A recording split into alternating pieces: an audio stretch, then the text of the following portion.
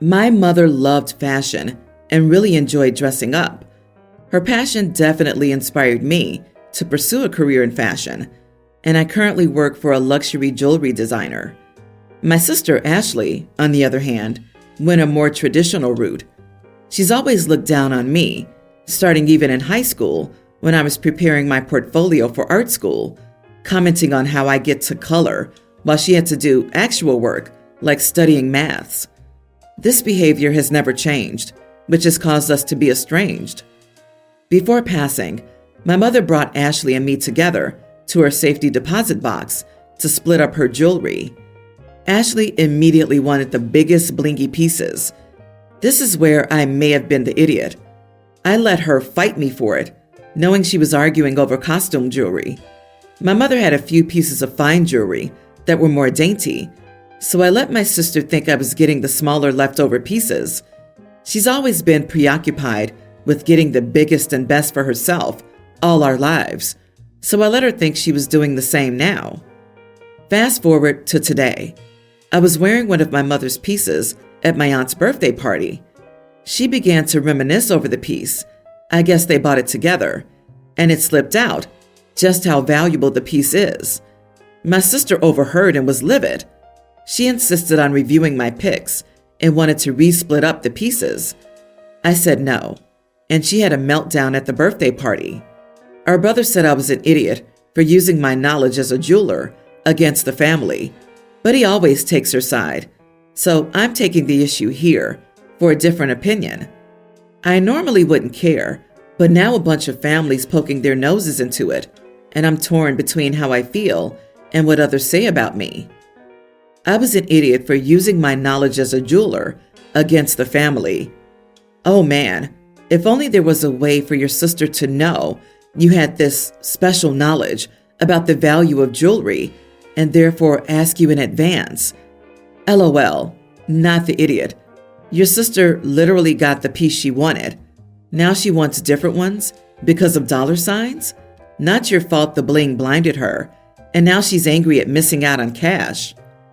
Going against the grain, but everyone's the idiot here. She picked her stuff and is now crying about the value. It's terrible, but such is the way of life. She needs to understand that her picks were hers, and now it's time to wear them with pride without looking at greener pastures around her neck.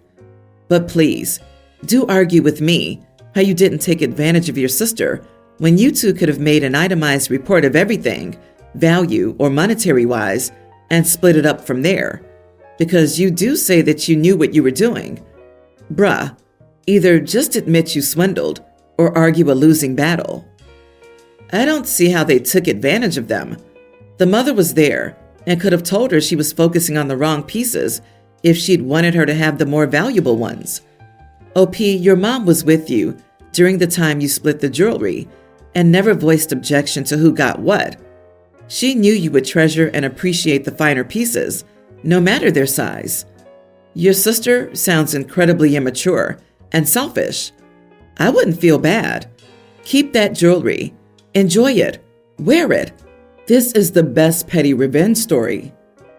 I don't see how they took advantage of them. The part where OP literally says she fake fought them over the pieces she wanted to make them seem more valuable, while discreetly paying no attention to the pieces she knew were valuable, was kind of deceptive. Her sister literally could have asked her. OP is a jeweler, but in her sister's mind, she's lesser, and went with the idea that bigger means better. Her arrogance showed, and their mother didn't say crap to her. Sister is a greedy idiot. Petty revenge that glitters.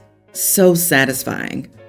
Ask her why she never offered to resplit her picks back when she thought they were worth more than yours. She deserves what she got. Sorry your sibling relationship sucks.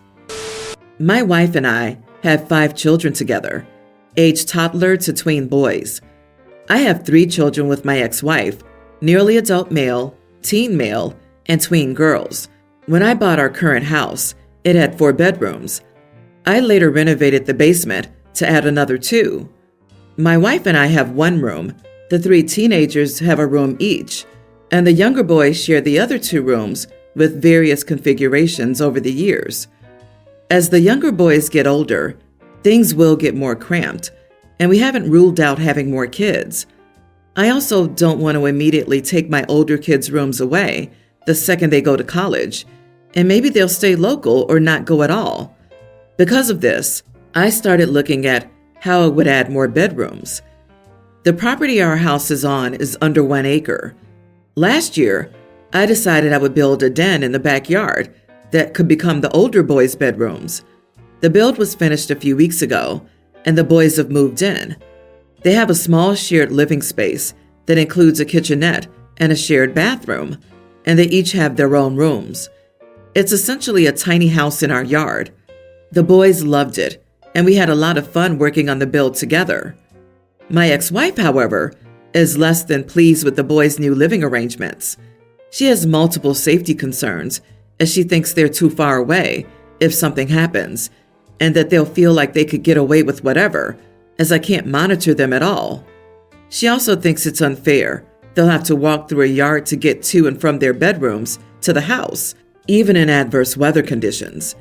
She feels as though I'm pushing the boys away by housing them in the backyard, and that it suggests I'm prioritizing my new family, while at the same time thinking giving them a cool den in the backyard is favoring them over their sister.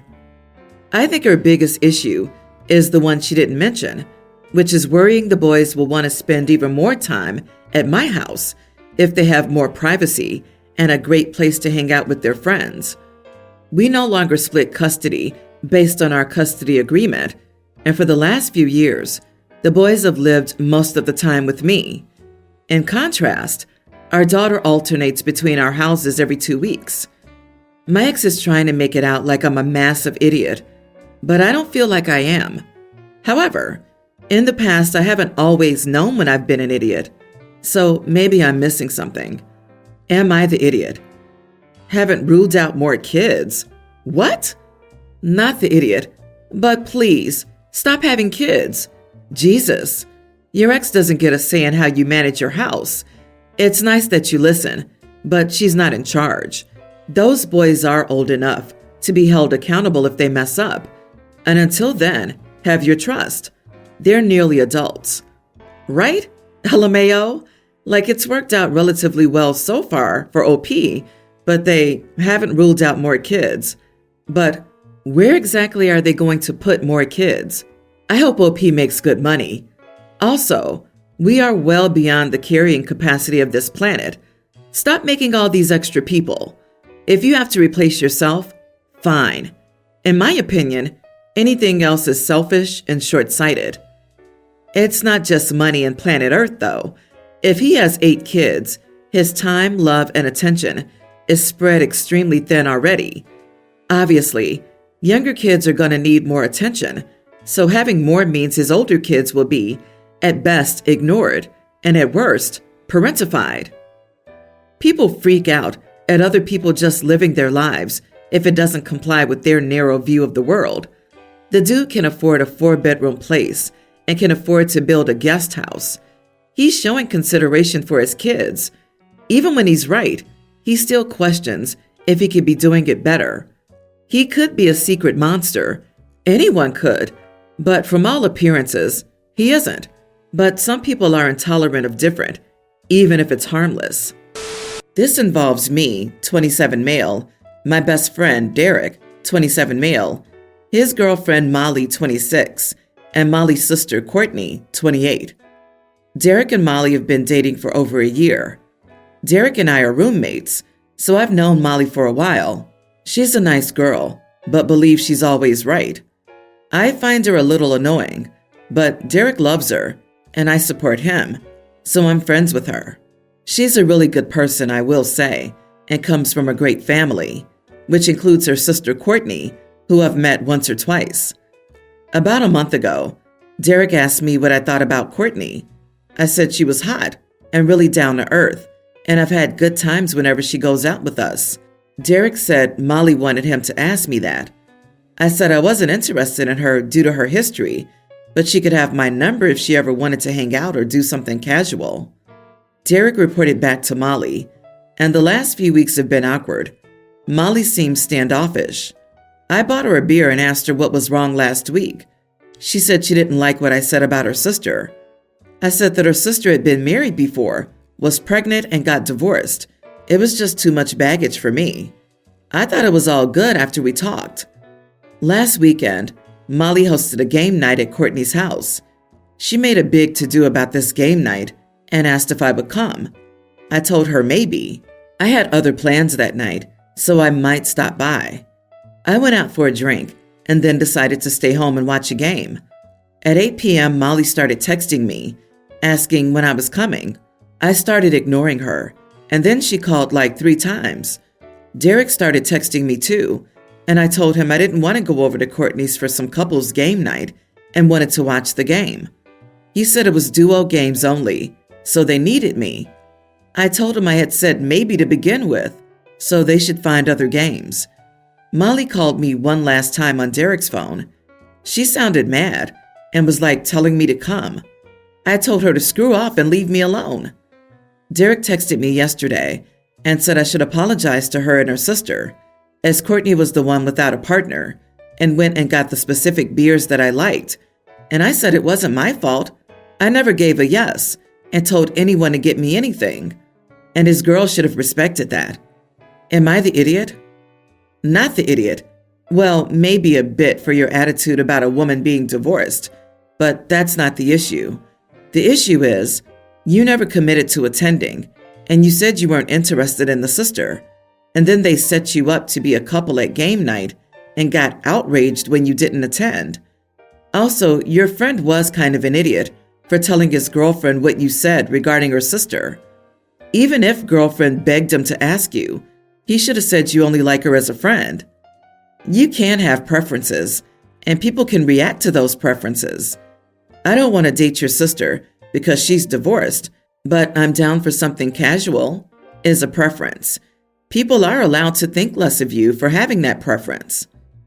Being divorced is baggage. Divorce makes me pause in the sense that, yeah, I'm going to need the details.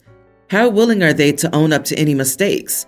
Did they keep any mutual friends in the divorce? Does that affect your finances now? And I'm also wondering if the was pregnant before the divorce means that there's now a child in the picture. Totally legit to not want to be involved if there's a child. Courtney is interested in you, and instead of putting on her big girl pants and speaking to you, she's playing the teenage "do you like me" game with Derek and Molly as the go-betweens. This level of maturity would also make it a no for me. You've already told Molly that while you think she's fun and attractive, you're not interested. Now she and Derek are trying to force something by putting you in close proximity.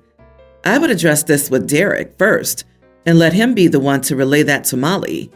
If he's a good dude, he'll stop it. I can afford to take my wife on expensive vacations.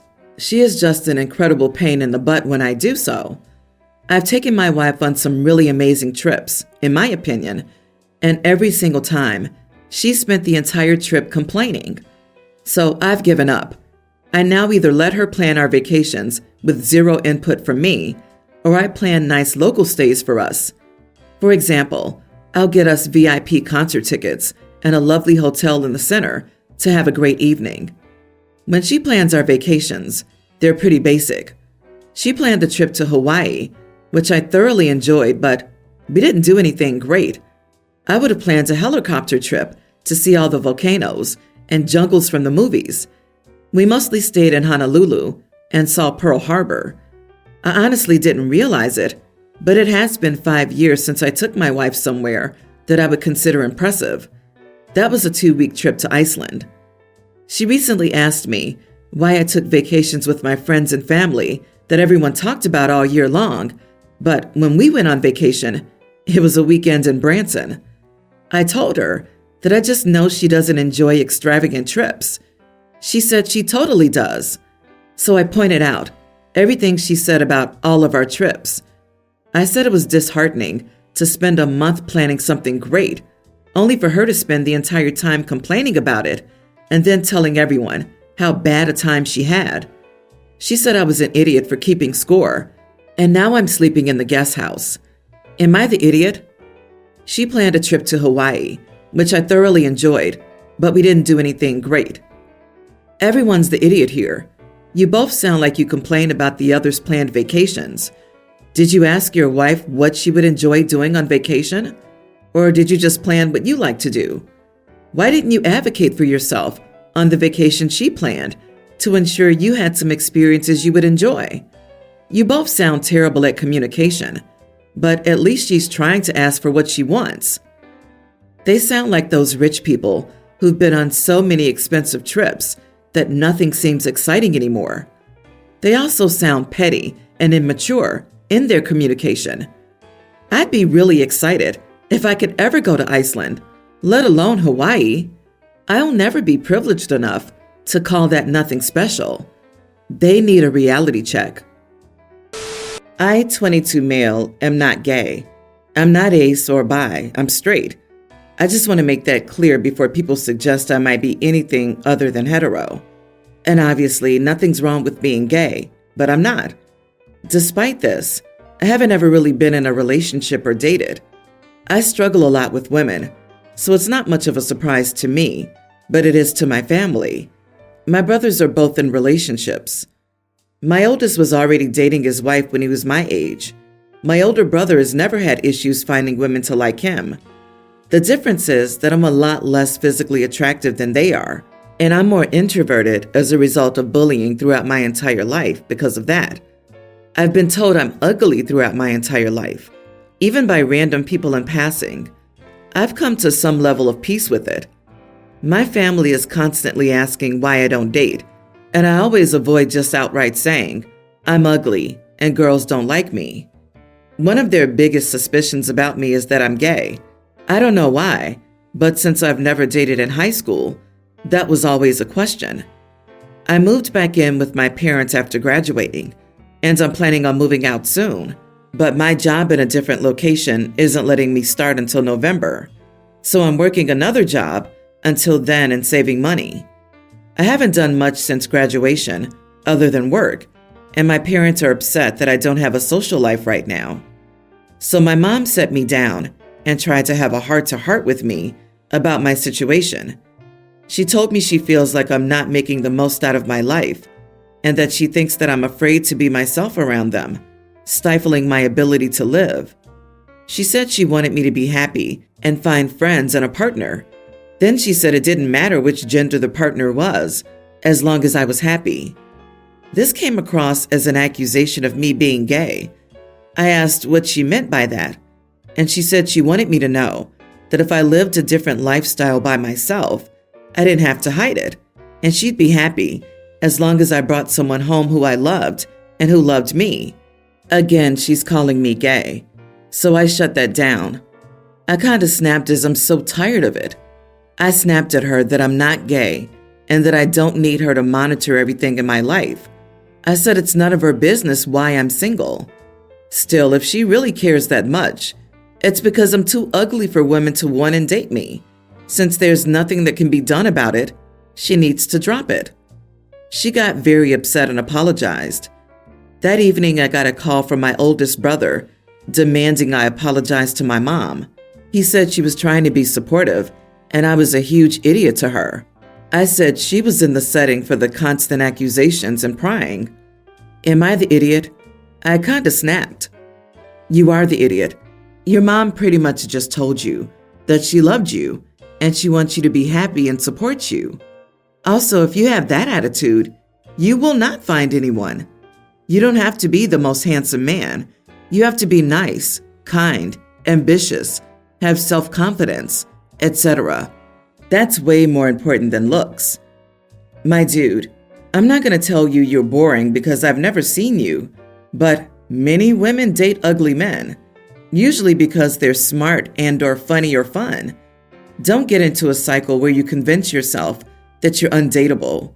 You will be mighty surprised in the end. Low self-esteem really turns people off. Mom was trying to express, I want you to be happy, and I want you to know that I love you and support you, no matter what. She doesn't deserve to be snapped at about that. She deserves an apology. Find a counselor to help you work on your self-esteem. Even if you are too ugly, ugly people have relationships worldwide. I, for example, can curdle milk just by walking past it with my face exposed, yet somehow manage to maintain a fulfilling relationship.